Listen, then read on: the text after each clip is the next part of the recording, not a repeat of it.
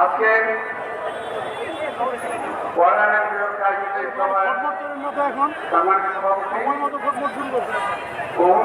প্রধান অতিথি media public Bangladesh স্থায়ী কমিটির সদস্য একটা মহিন খান, আমার সহকর্মীবৃন্দ, প্রিয় ভাইরা ও বোনেরা, আসসালামু আলাইকুম। আমি একটু ব্যক্তিগতভাবেই আগে বক্তব্য রাখছি, কারণ এর আগে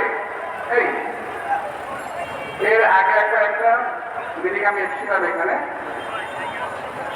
দুপুরে 3টার দিকে। বাসায় গিয়ে আমি কিন্তু অসুস্থ হয়ে পড়েছিলাম প্রচন্ড গরমে। আজকেও কিন্তু গরম কমে নাই। আমি ধন্যবাদ জানাচ্ছি আমার ডান দিকে এবং বাঁ দিকে যে ভাইয়েরা ধৈর্য ধরে বসে আছে এতক্ষণ। এর একটা সাংঘাতিক ব্যাপার, নিচে উত্তপ্ত রাজপথ, উপরে গরম বাতাস, তার উপরে রৌদ্র। এর মধ্যে আমরা বসে আসছিলাম, জায়গা কজন থাকবেন। এর মধ্যে আমি আমার পরবর্তী বক্তব্যকে অনুরোধ জানাবো, সেদিকটা খেয়াল রেখে দয়া করে আপনার বক্তব্য রাখবেন। আমি আমার বলতে খারাপ লাগছে যে এতক্ষণ যাবত আমি এখানে এসেছি প্রায় 1 ঘন্টা, এখানে আসি নাই, আমি ছায়া বসেছিলাম।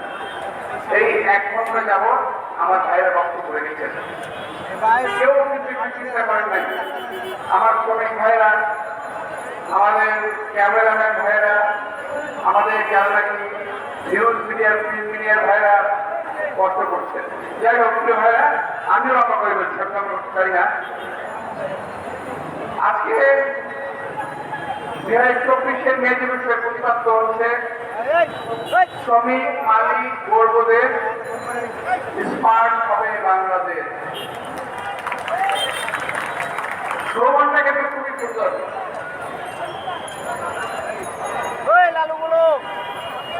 স্লোগানটা কিন্তু খুবই সুন্দর, কিন্তু এই সুন্দর স্লোগানে বাংলাদেশের জনগণের কোনো উপকার হবে না। এই সুন্দর স্লোগানে দেশের জনগণ মুক্তি পাবে না। এই দেশের জনগণের মুক্তি, এই দেশের শ্রমিকের মুক্তি, এই দেশের রিক্সাদার মুক্তি, এদেশের ঠেলাগাড়ির মুক্তি, এদের সকলের মুক্তি নিতে হচ্ছে এই অবৈধ সরকারের অপসারণের উপর এই দেশের মানুষের মুক্তি নিতে রয়েছে।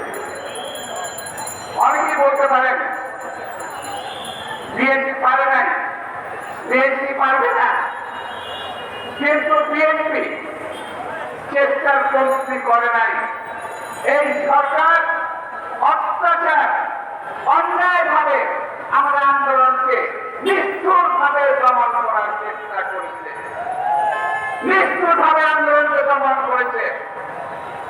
আমাদের মন্ত্রী সাহেবরা বলেন যে জেলে কোন রাজনৈতিক বন্দী নাই, কাউকে রাজনৈতিকভাবে গ্রেফতার করা হচ্ছে না, সবাই অপরাধী।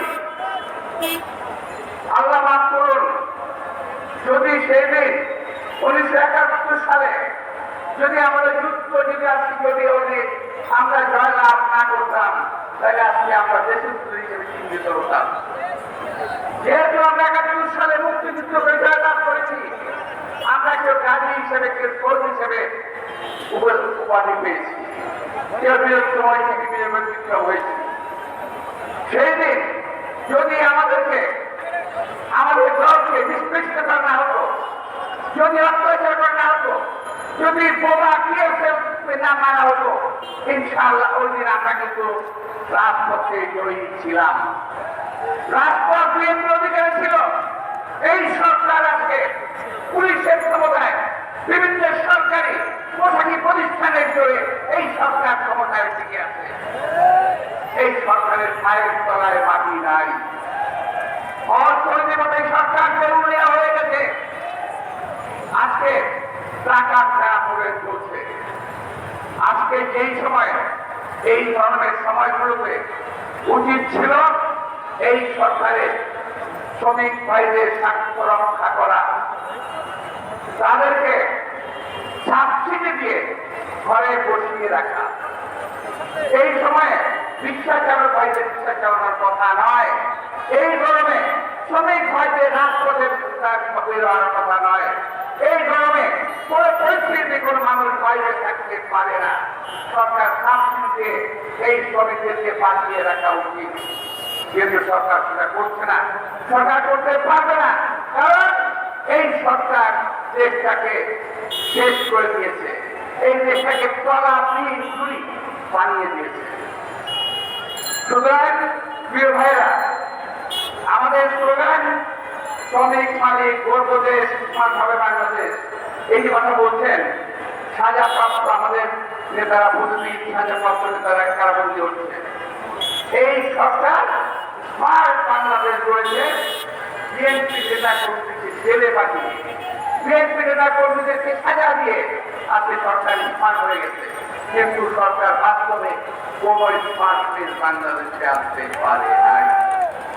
প্রিয় ভাইরা, আমি আজকে আমাদের বিএনপি, আমাদের শ্রমিক দলের শ্রমিকদের একটাই অঙ্গীকার হোক, মে দিবসের অঙ্গীকার রুখতে হবে স্বৈরাচার। আপনাদের সবাইকে আন্তরিক শুভেচ্ছা ধন্যবাদ জানিয়ে বক্তব্য শেষ করছি। খোদা হাফেজ। বাংলাদেশ জিন্দাবাদ।